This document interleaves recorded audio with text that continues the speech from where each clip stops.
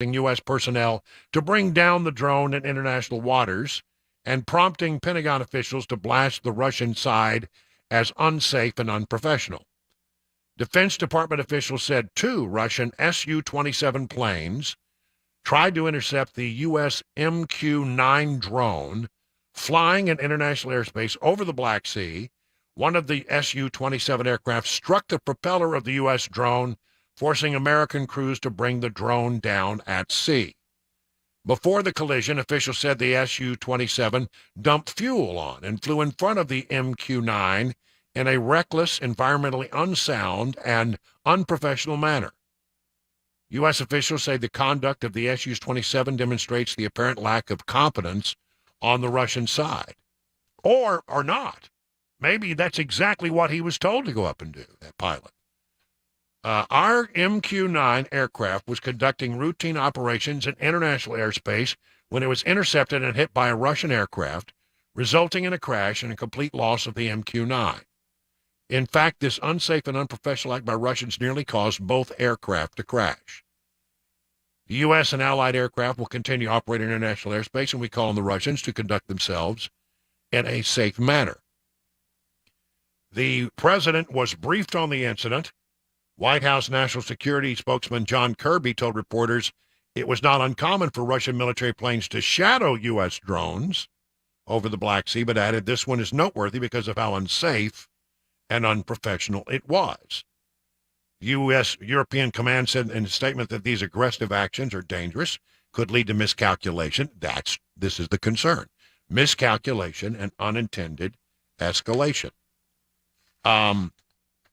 The State Department, now in our country, back here in America, has summoned the Russian ambassador to the U.S. to express its strong objections, according to spokesman Ned Price confirming to reporters. That's over at the Fudge Factory, the State Department. When you call an ambassador in for consultation at the State Department, it escalates this thing diplomatically. Sometimes our ambassadors are called in for consultation. But, I can imagine how this conversation goes. Anatoly Antonov comes over and appears at the doorstep of the Secretary of State. Anatoly, have a chair. Can I get you some coffee? Okay, what the hell was that all about? And then there's some shrugging, and it's, a couple of pilots got a little ambitious and a little reckless. Let's not let this thing spiral out of. That's what they'll say. But I'm telling you, I don't think you go out there. If you're a military pilot and you're flying a multi-million ruble aircraft, whatever it costs, you don't just go bumping into other aircraft. That's not the way it works, unless you have been told we want to send a message, and I think that's exactly what has happened here. I think within the military, a great deal of frustration that they're getting their butts kicked in Ukraine, and they wanted to send a message to the United States about their frustration. And the reason that they're getting their butts kicked is because of things like MQ-9 drones and other intelligence that is landing in the lap of the Ukrainians, and they're using so effectively. It's about to get ugly for the Russians. There have been a lot of requests, can we have aircraft? Can we have aircraft? And there have been talk about, should we send them some United States aircraft? And time again, considered, and then we're told we're not going to do that. But apparently, the Ukrainian pilots that are still within Ukraine, they already know how to fly a MiG-29. And as it turns out, Poland has a few of those.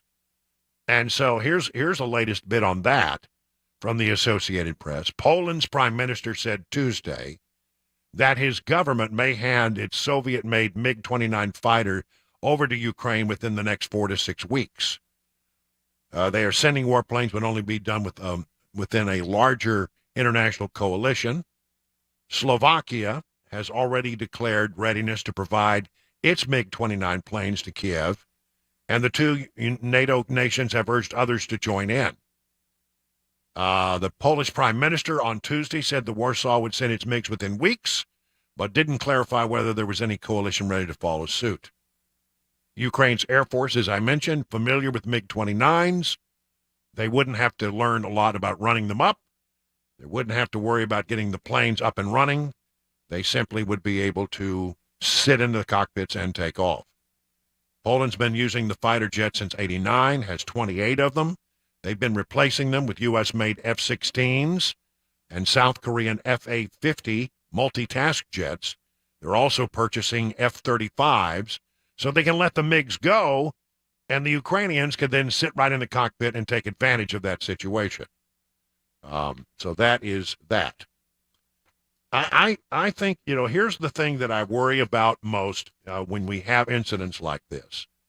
I worry about the fact that you have a potential miscalculation or an escalation. Let's say it's perceived by the Russians that our drone took aggressive action against their jet. Now, that's not apparently what happened, but I mean, what if they make the case that that is what happened and they want to escalate the fight? That is not a good thing when you're dealing with an adversary that's already pretty hacked off at you because of what you're doing in Ukraine and how you're supporting the Ukrainians. And it could escalate very quickly. And sadly, we're talking about an escalation with a military power that still, though it is not near the mighty army we thought it was going to be, the Russians have turned out not to be all that. But, hey, you know what? They still have nuclear weapons. And the Chinese are on hair trigger these days. I'm telling you, ladies and gentlemen, I don't mean to be somebody who scares people unnecessarily, but the world situation between the United States' big adversaries on the world stage is extremely tense. The Russians are knocking around our drones. They're not happy with what we're doing in Ukraine. The Chinese are talking in very, very aggressive tones on the diplomatic front. And now you have China's leader going in and saying things like, you know what, we think a confrontation is inevitable if things don't change. It is a little bit scary right now on the world front. And all of this is happening because, why? Can we say it together? Our president is perceived weak by both the Chinese and the Russians. That's just the way it is. They look at us and they perceive weakness because we have a president who is weak. They look at what happened in Afghanistan and they draw conclusions. It's ugly. It's really ugly right now and a very tense time on the world stage. 21 minutes now past the hour of 3 o'clock on Super Talk 99.7 WTN.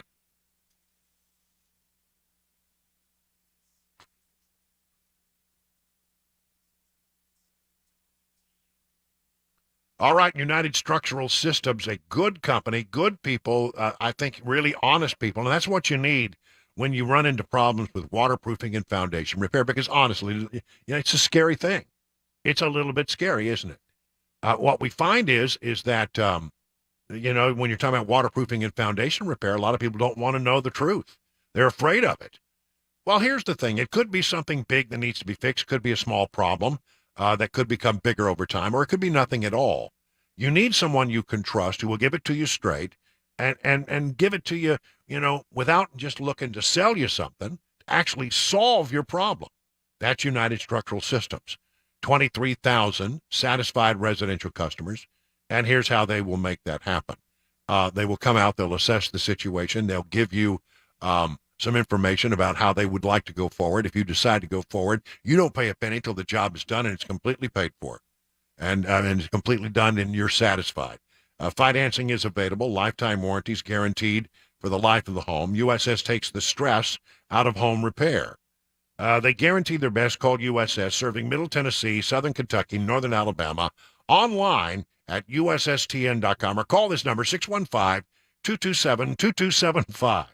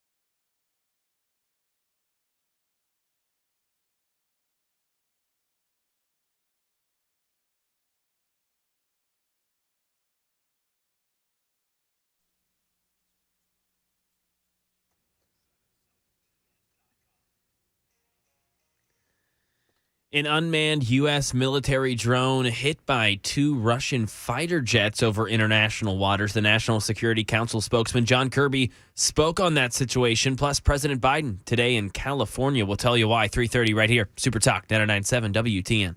All right, thank you, Mac Maury in the newsroom. Bell K is in for the vacationing Chris Weber. Good to have everybody in the chair, and thank you so much for all that. Want to mention that you can always, of course, find the background, all the information that we use to prepare for this broadcast, that little thing we call yourfarb.com. That's URFARB.com. And you can find the link to Your Farb at 997WTN.com. I am being told reliably that we are once again struggling on the television side today, and we've got our best people on it.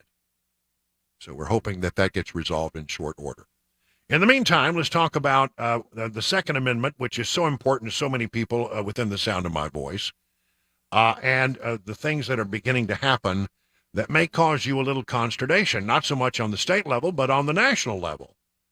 We're going to hear today, we have heard today from the President of the United States announcing an executive order that would expand background checks to more firearm sales by expanding the statutory definition of what a firearms dealer is. Biden is set to sign the order in a trip to California today, where he meet with families impacted by the mass shootings that occurred in January there. The White House said the executive order will bring the U.S. as close to universal background checks as possible without additional legislation. Of course, they can't get that additional legislation. They couldn't get it when they had both bodies, the House and the Senate. Simply not feasible to get the legislation that Biden wants. Biden wants an all-out, what he calls assault weapons ban. And he said, well, we've done it before, I'll do it again. You just watch, I'm going to do it again. He ain't going to do it again. And he can't do anything through legislative means because he doesn't have the votes for it in the House or in the Senate. Even, again, when Democrats controlled both bodies, he didn't have the votes. So he can't accomplish it, and he knows it. So, once again, this administration is doing what they do, which is to try to conduct business through executive orders and go around the Congress. How long will this stand? I don't know, but it sounds like to me this is going to be another example where somebody files a lawsuit, it wins its way all the way to the Supreme Court, and the Supreme Court once again whacks Joe Biden and bops him on the nose and says, you can't do this. So there's that. Again, and also, as long as we're talking about Second Amendment issues, a National Gun Rights Organization is decrying what he calls the expansion of the Bureau of Alcohol, Tobacco, Firearms, and Explosives in President Joe Biden's $6.8 trillion budget. There is a surge in ATF funding in recent years, doubling the size of the agency since the end of the Obama administration. Biden's budget proposal contains $1.9 billion for the ATF. This is a 13.6% increase over 2022, $500 million more than the agency's 2020 budget. It would expand the ATF by 35.7%. And a lot of people are going, what's that all about? Just like they're saying, why do we need 87,000 IRS agents? It's 3:30 on Super Talk 99.7 WTN.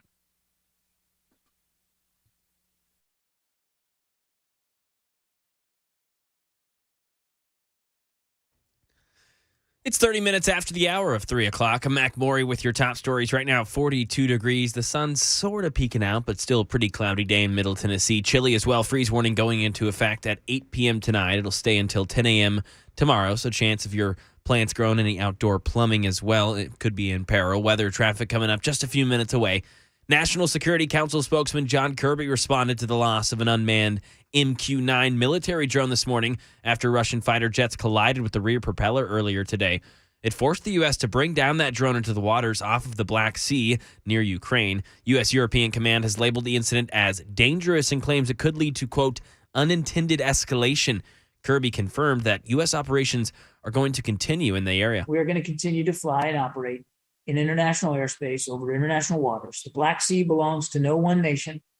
And we're going to continue to do what we need to do for our own national security interests in that part of the world.